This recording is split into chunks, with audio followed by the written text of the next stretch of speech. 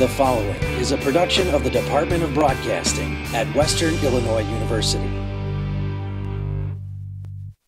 Live from Salee Hall in high definition. News 3 starts now. We have breaking news from Macomb this morning. After a 9-month investigation into the suspicious death of Ramon Doyle, the state's attorney's office says they will not be filing charges against his roommate, Sean Davis. Davis was involved in a fight with Doyle on the night of Doyle's death. State's Attorney James Hoyle says the investigation shows Davis was defending himself against an attack by Doyle and was justified in the use of deadly force. Good morning, Macomb. I'm Emily Manley. And I'm Shanae Glasgow. Macomb police tell us that Doyle's family has been notified of this decision. Check NEWS3WIU.com for more information on this story. We'll bring you continued coverage of this story as it develops. Moving on to more local news, Amtrak is adding another train to its Chicago-Quincy line for the Thanksgiving holiday. On November 30th, Amtrak will add a third train to its schedule of trains traveling from Chicago to Quincy. The train will work as a midday trip and leave Union Station at 11:30 a.m. The train is scheduled to arrive in Macomb around 3 p.m. The added train is planned to relieve the crowds Amtrak receives from students coming back to school from the Thanksgiving holiday. The McDonough County Highway Department is going to be short on salt this winter. Maintenance Superintendent Dave Caldwalder says that usually the county is part of the state salt bid, but they were dropped this year because of the low supplies across the nation. The county went out on their own to purchase salt and was only able to purchase half of the amount they had last year. The county currently has 500 tons of salt and paid about $120 per ton, as opposed to the $50 per ton they paid in years past through the state. Cadwalder said that hills, intersections, and curves will be treated with the most salt, and flat roads with good visibility will have more sand and chips to help keep drivers safe. He is asking drivers to be patient with this winter as crews have more than 180 miles of road to treat. Flu shots are now available in Macomb after a recent shortage in the area. The McDonough County Health Department is offering flu shots and flu mist for $25. Children must be accompanied by a parent or guardian. Contact the McDonough County Health Department for available times or to schedule an appointment. Former First Ward Alderman Ryan Hansen has been chosen to manage Spring Lake Park. At Monday night's City Council meeting, Hansen spoke to News 3 on what upcoming plans he has in store for Spring Lake. Starting December 1st, the Spring Lake website will be available to all. The online reservation system for the shelters, the calendar, and the social media page will be up and running. A month ago, we reported on a predator sighted at Spring Lake Park. We sent a picture of what appeared to be a bobcat to the Department of Natural Resources. However, city officials took a look at it and they said that the animal appeared to be just a large house cat. This week, a video taken by a resident in the McDonough County may change that ruling. This video taken by Colma residents shows what appears to be a bobcat caught in a trap. According to the Facebook page, the bobcat was caught Tuesday night. The Colma residents say they were told by the DNR that if the bobcat wasn't released, they would have to kill it. According to the Facebook page, the bobcat was released and was unharmed by the trap. Deer hunting season is just about here, which means food pantries across the region can start adding deer meat to their menus. The Western Illinois Regional Council's annual program, Hunters Helping the Hungry, allows hunters to donate their deer meat to feed those in need. The WIRC distributes thousands of pounds of meat each year to food pantries during the hunting season. Susan Nash with the WIRC says the program has been quite a success since it started 25 years ago. You know, the program has just grown over the years from, very small, where we received like 500 pounds of donated deer, to 1 year we received 25,000 pounds. And it's been a wonderful program, and we get some very, very positive feedback, and, we really enjoy it. The meat will be given to food pantries in McDonough, Warren, Henderson, and Hancock County. The WIU ROTC Rifle and Pistol Team is encouraging you to take aim at hunger in Macomb. The annual Turkey Shoot fundraiser will be back in Horban Hall's indoor shooting range. One target is $1 or one non-perishable food item. 6 targets are $5 or 5 non-perishable food items. Prizes will be awarded to the best shot. The event is to raise money for the team and raise food for the food pantries around Macomb. The numbers are in for the 5K race held at WIU that raises funds in honor of fallen soldiers. The 3rd annual Fallen Soldiers race broke its previous record for participants with 509 runners last month. Last year, the race had more than 450 runners and raised more than $16,000. Organizers say this year's race brought in more than $20,000 for the Fallen Soldiers Fund. Money raised for the race is awarded to veterans and service members currently enrolled at WIU. Following up from a story we brought to you last week, 30 American flags were stolen from that fallen soldiers 5K. Nearly a month later, no flags have been recovered. Retired U.S. Army Captain and WIU faculty member Lieutenant Colonel Macomb has offered a personal reward to anyone that has information leading to the arrest of those responsible for the thefts. A year after one of the most powerful tornadoes struck central Illinois, News 3 travels to Washington, Illinois and discusses with the community on rebuilding their lives. I just can't express how thankful I am. One family opens up to us about the most important phone notification of their lives, the one warning them of an impending danger.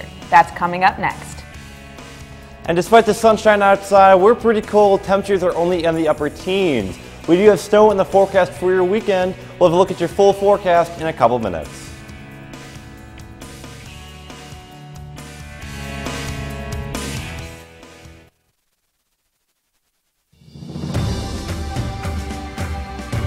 That's me, Joe Decker, owner of San Diego-based Gut Check Fitness, Guinness Book or World Record holder, World's Fittest Man, and WIU graduate. There are a few things that have helped me get to the top of my industry. Growing up on a farm in the Midwest, serving in the U.S. military, and graduating from WIU. This is my story. What will your success story be?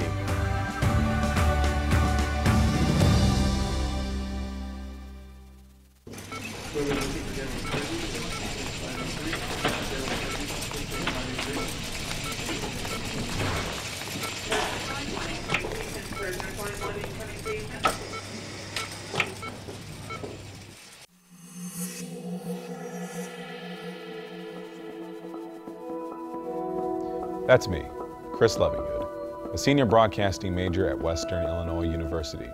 From networking in DC at a national conference to getting hands-on experience behind the news desk and in the field, the opportunities I have at WIU are preparing me for a successful media career. This is my story. What will your success story be? Life's taught me a lot, and I'm ready for more. Well, you're not the typical kind of candidate that I hire. But you are exactly what I'm looking for. Your company could be missing out on the candidates it needs most. Learn how to find a great pool of untapped talent at gradsoflife.org. Hey everybody! Heart disease affects 1 in every 3 women in America, but you can fight back. There's no time to lose. Mothers, sisters, daughters, families, and friends, it's time to shout louder, stand stronger, and demand change. Let's go! To the Batmobile! Dang it. To the invisible jet! Dang it. Together, we can put an end to heart disease. It's time to go red for women. I could use your help. Yeah! Learn more from the American Heart Association at www.goredforwomen.org. Now from Macomb in high definition, you're watching Sinead Glasgow, Franny Smith, weather with meteorology major Nicholas Stewart, and sports with Tyler Eddy. News 3 continues. That is truly what saved our lives. We had probably less than 5 minutes, 7 minutes max maybe, from the time I got that till when we came down and were standing in our basement. You're hearing from Anna Kelly of Washington, Illinois. Her home was leveled by an EF4 tornado on November 17th. Kelly is talking about a weather alert she received on her phone that morning. News 3 visited the Kelly family at their new home that was built on the foundation of the previous one. They started the rebuilding process in January, but they finished up in May. Nearly a year later, the Kellys have a much different outlook on life. I sat down and spoke with Kelly and her husband, Jeff, about the unusual November day. It's generally not tornado season, but generally in the, second, third week of November, you're not sitting with your windows open either, so anything can happen. It's just trying to be as prepared as you can, and taking those warnings seriously. I mean, that was the first and the only weather alert I've ever gotten on my phone. I'm a little more sensitive to storms. Yeah, Whereas before I wasn't, I'd say heard storm. Now I'm a little more aware of what's going on. I'm checking the Weather Channel to make sure it's not real severe. It's just rain or a little thunderstorm. But you're more, you're on edge. And it takes time to get over that. I mean, I've gotten better over the past year, but I'm not completely over it. Probably never will be. I used to love storms. I used to love thunderstorms and stuff like that, and I'm not even supposed to watch the Weather Channel anymore. It makes me so anxious. Oh, wow. Just worrying about what could happen versus what probably will happen is a lot more traumatic for me. We didn't even have we didn't have television on, we didn't have anything on. I was resting and he was actually he had just got home from the store and was cleaning the floors. Yeah, I was getting ready to clean the house and then I was going to watch the Bears play. I mean, it was just one of those things that just came out of nowhere. Joining us now is Nicholas Stewart with a look back on that Sunday morning. Now, Nick, can you tell us what type of tornado did destroy Washington? Yep, so the tornadoes are based on essentially the damage they produce. We call this the EF scale, so it's EF0 through EF5. And a lot of people believe that it's rated purely on the winds that they produce, but it's actually we rate them by the damage they produce because the radar that we have cannot see like the very lowest area of the tornado. And so Dr. Fujita back in 1971 devised a scale based on the damage that these tornadoes produce to actually be able to rate them. So Washington was considered an EF4, a high-end EF4, which is winds near 200 miles per hour. This was actually rated at 190 miles per hour. And the threshold for an EF5 is 200 miles per hour. So the Washington tornado was just under the threshold for being that EF5 tornado, and that's mainly because Washington didn't have any major structures be hit. For example, Joplin, back in 2011, the tornado actually took aim on a concrete reinforced steel building. It actually moved off its foundation, the hospital. And so that was able to give the Joplin tornado that EF5 rating. And more, for example, you also had in Oklahoma last year, May of last year, you had these houses like clean off their foundation, so you had nothing left. With Washington, you at least had some portions of houses left. You had like either at least a wall standing or you had a fireplace standing. So that's kind of why Washington was just underneath that EF5 threshold. So can you tell us, did like the Weather Service see any signs of this going to be such a horrific Sunday? Any warning? Yeah, the National Prediction Center, the National Weather Service and Storm Prediction Center, they outlined an area upwards of 5 days out regarding talking about the risk for severe weather. So the graphic you have out there right now, that's the Day 4 outlook issued several days in advance. And as we go through the days coming up to the event, it was upgraded to a slight risk. 3 days ahead of time. Then 2 days before, they upgraded to a moderate risk, which for November is quite rare. You don't see them very often, especially in our neck of the woods in November. But the day before, or the morning of, I should say, around 8 a.m., they issued a very rare high risk. And the high risk for severe weather, when you see these, even in springtime, that's when you really need to start taking these tornado precautions very seriously. So there was very good model agreement on the fact that there were going to be very dangerous storms that day, and unfortunately it did verify. How did the Weather Service alert the people of Washington? Okay, so it all started off that morning around, I believe it was 8:40 in the morning, they issued the first tornado watch, which included a very large swath of Illinois. And this was over 2 hours in advance before any storms even really started to fire. So the watch was issued at 8:40 a.m. It's called a particularly dangerous situation, or PDS tornado watch. And those are also rare. So you're starting to see a trend here. A lot of these things are very rare. So you had a PDS tornado watch issued, which called for long track, significant tornadoes that could produce, devastating damage. And then leading up to actually when the storm started to fire, we had the first storms going up. We had our first tornado warning issued at 10:50 in the morning. This was Doppler indicated at the time. The tornado had not touched down yet. It was 9 minutes later that a tornado actually touched down. So before there was even a tornado on the ground, the people had 9 minutes of warning. And that warning at 10:50 warned the residents of Washington, even mentioned Washington, it might approach Washington by about 10:05. At 11 a.m., they issued another warning, mentioning again that Washington could be hit by 11:05. At this time, they still did not know that there's a tornado on the ground, but the radar indication was very, very indicative. You had these very tight velocity couplet, which is basically, you can see on radar the winds. And when you see winds, like circular pattern in an area, that's kind of when you know that there's probably going to be a tornado forming. And then just as the tornado was moving into Washington, they issued another warning. They upped the language considerably, and that's what you heard on what you saw on her phone, considerable damage expected. The warning stated, quote, confirmed large and extremely dangerous tornado. This is a particularly dangerous situations. So the warnings were very, very strict and very, very stern in their wording. So they had plenty of warning in advance. So now with winter on the way, after we've seen quite a amount of tornadoes hit over the past few years, what type of advances have the Weather Service made to alert people? Well, we're always trying to find ways to improve warning. One thing that the National Weather Service is doing, they're really starting to push towards social media a lot more. So Facebook and Twitter, they're putting all the different alerts through that to try and warn people, trying to reach more people. And then the one that she actually got the text on her phone, it's called the WEAS alert, or Wireless Emergency Alert. And that was fairly new. I believe only 2 or 3 years ago they started organizing this. And so that's another way to reach a very large population. Of course, the broadcast media, the EAS alerts on their television as well, they had those warnings. All right. Well, thanks, Nick. Thank you, Nick, for joining us and for your insight on these tornadoes. Coming up on Tuesday, you can join us live at 4, and we will have more coverage of the 1-year anniversary of the Washington tornado. We expect a little taste this weekend of what is to come this winter season. Don't touch your remote or change the browser. Nick will be right back with your weather.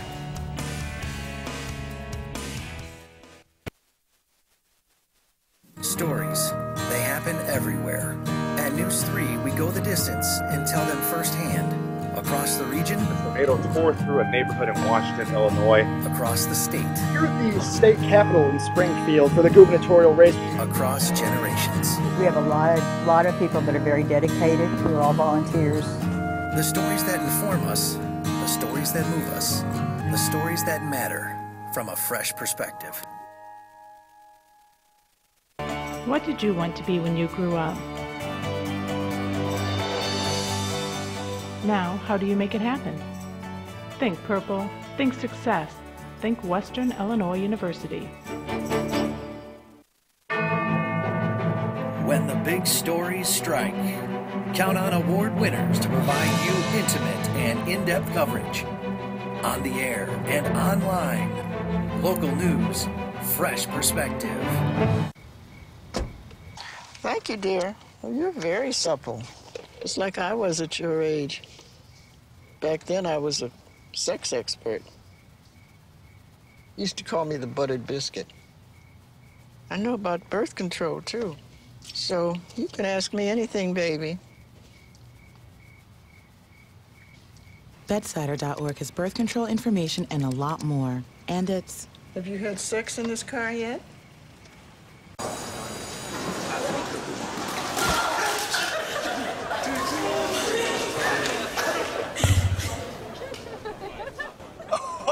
That's low. That's low. Look, he's blushing.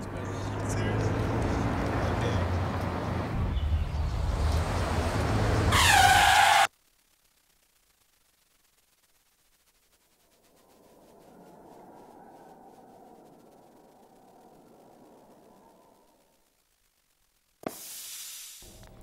Taking a look outside of the courthouse square right now, we are looking at mostly sunny skies, but it's a very cool one out there. Temperature-wise, we're only at 18 degrees. Very high humidity values up to 18%, but thankfully the winds aren't as strong as they have been in days past. Only about 10 miles per hour, so it's not making it feel too brutal out there. Take a look at the current satellite radar composite. We're mostly clear across the state of Illinois. We got a few flurries kind of around central Illinois, but mostly clear conditions. We're looking at our next weather maker far off to our west. There's kind of this clipper system moving in across Nebraska. This is going to be our snow chances for the weekend. We'll have more on that in just a moment. Taking a look at temperature-wise, again, we're very cool out there. All these pinks, that's indicative of teens. We're looking at only 17 in Davenport, 13 in Des Moines, 18 in Kansas City. Those cold temperatures, unfortunately, are here to stay for at least the next several days. So it's going to be pretty cool out there. And that's because we have the area of high pressure off to our south. While it's making us very clear, it's clearing out most of the snow flurries and most of the cloud cover. We are looking at a very cool air kind of moving in from the north. So it is also being reinforced by the snowpack up to our north, modifying the air, making it even colder. So we're dealing with very cold temperatures. We go into the day later today, the high pressure really kind of solidifies across areas off to our west. Again, keeping conditions mostly clear for us. But then moving into tomorrow, high pressure moves on off to our east. Moves on off to our east. puts us a little bit in the warm sector, increase our humidity values just a little bit, and this will be pretty good help for making for some snow this weekend. And this is something we haven't seen quite some time in the Midwest. All these pink and purple shaded counties here, these are winter weather advisories calling for a few inches of snowfall that extends all the way from the Dakotas into Illinois. I wouldn't be surprised if we see a few more of these counties fill in through the day today. But again, we're not looking at a major snow event, just a couple inches here and there. Here's our latest morning model run of the weather models. You almost see like this hole right here in Macomb. Again, we almost looks like we're going to escape the most of it again. Most falls off to our north, about 2 to 3 inches off to our north, and then also off to our south in the Kansas City area. So a light dusting to maybe an inch. And these cold temperatures are really just going to pool because the jet stream digs very far south. And a very strong high, or a very strong low pressure up in the upper atmosphere, really digging that jet stream very far south, bringing in that very cold air as we go into the weekend. For today, we're looking at mostly sunny skies. We'll only get up to about 29 degrees. We're not even going to hit freezing. Getting the winds about 10 miles per hour. For tonight, we'll get down to about 15 with partly cloudy skies. And the 5-day forecast, we're not looking at really much improvement at all. We don't even hit really above freezing at all like the next several days. 31 on Sunday, your chances of snow on Saturday and Sunday with cooler temperatures into the beginning of next week. Back to you guys. Thanks, Nick. That's really cold. I do not like that. But thank you, Nick. Sports is up next. Tyler will have a preview of all the Leatherneck action this weekend. Both basketball programs open their regular season. The men's team is gearing up to take on Pacific, and the women's team will take on Mizzou. And the Western Illinois football team will look to sweep the season in South Dakota. All that and more is still ahead on Good Morning Macomb.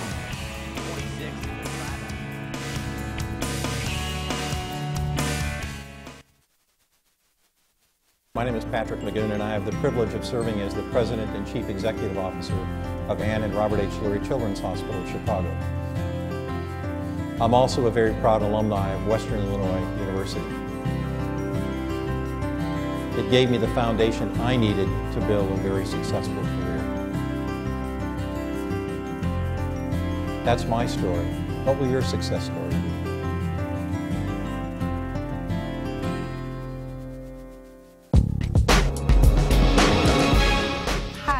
That's me, Sammy Marshall, a junior exercise science major at Western Illinois University, shortstop on the Leatherneck softball team, and Summit League Player of the Year.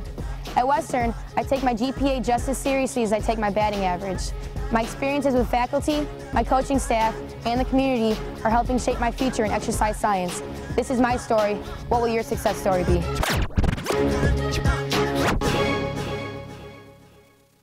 So, I got this new family. And I don't know what it is about this one, but she can't seem to put down that toy all day long. Tap, tap, tap, tap. Oh, and she even talks to it. She talks to that more than she talks to him. What's up, bro? Nice shirt. Who's she talking to? Her mom? She talks to her mom a lot.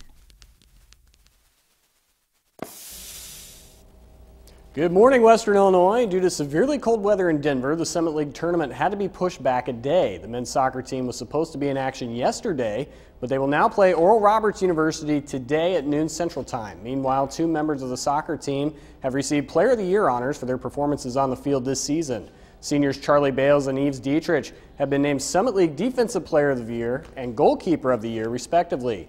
Also in action today will be the host Denver Pioneers against the Fort Wayne Mastodons at 3 p.m. Central Time. The Summit League Championship game will take place at 2 p.m. Sunday afternoon.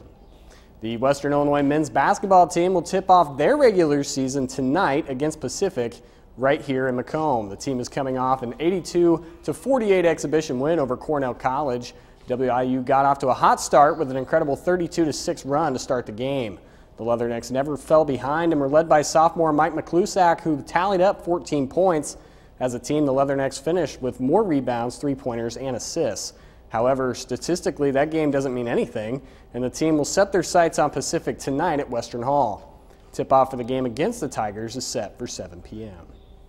The worldwide leader in sports, ESPN, has named women's basketball forward Ashley Luke as one of the top 10 mid-major school players in the country. Luke and the team will travel south to Columbia, Missouri to take on the Mizzou Tigers tomorrow afternoon. Luke is just one of 4 returning players who averaged at least 20 points per game and 10 rebounds per game a season ago. Standing at 6'1", Luke is considered an undersized mid-major forward, but her play certainly doesn't show it. She recorded a double-double in the exhibition game against the Cardinals, and 2 other players scored in double figures. Tori Neiman played 23 minutes against the Cardinals and racked up 14 points. Saturday's contest will be a homecoming of sorts for Neiman. She played at Mizzou for 2 years before transferring to Western in 2012. Tip-off is set for 2 p.m. Now to football, where just 64.1 miles will separate where the Leathernecks won big last week and where they're looking to win again tomorrow. WIU ran away with the game in the second half against the Coyotes in Vermilion, South Dakota last week. Tomorrow will be a much different scenario for 2 reasons. 1, the South Dakota State Jackrabbits don't play indoors, and 2, the Jackrabbits are also the 19th ranked team in the country. SDSU will be the 7th ranked team the Leathernecks will face in 2014, which is the most ranked opponents WIU has ever played in a single season. The Western Illinois offense will be led by sophomore quarterback Trenton Norvell, who is the reigning Offensive Player of the Week. Kickoff for the game in Brookings is set for 2 p.m. And it's time for the News 3 Play of the Day. Today's Play of the Day comes from the Bulls and Raptors game last night. Raptors off to a hot start.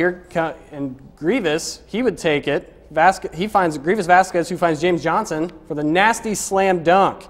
And take another look as Vasquez draws the nice no-look pass to Johnson, and he knows how to finish. Right there, that's beautiful. The Raptors take home the Play of the Day. And the Bulls would go on to win that game, but Derrick Rose left late with a hamstring injury. So the Bulls are barely squeaking by this season. They've had a lot of injuries, Joakim Noah, Jimmy Butler, and also Derrick Rose. So it's kind of tough without them out there on the court, but they're getting by. I was going to say, I watched a few games this week, and they are getting by, even though Derrick Rose the other night, I think it was Monday night, kind of took a fall, and it didn't look too good, but it looked like everybody got up and everyone took a deep breath after that. So thank you, Tyler. You're welcome. We'll be right back with your final weather after the break.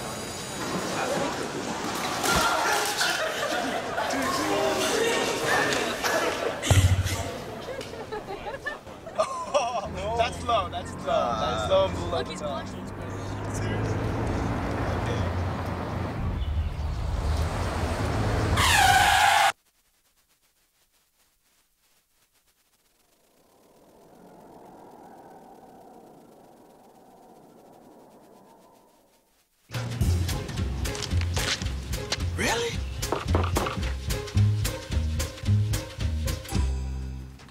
Buzz, what's up, man? You left some leaves burning out here. Yeah, I just came in just for a second. Come on, man. If it's too hot to touch, it's too hot to leave. You could torch the whole neighborhood. It's a good point there, Smokey. 9 out of 10 wildfires are caused by humans. Only you can prevent wildfires.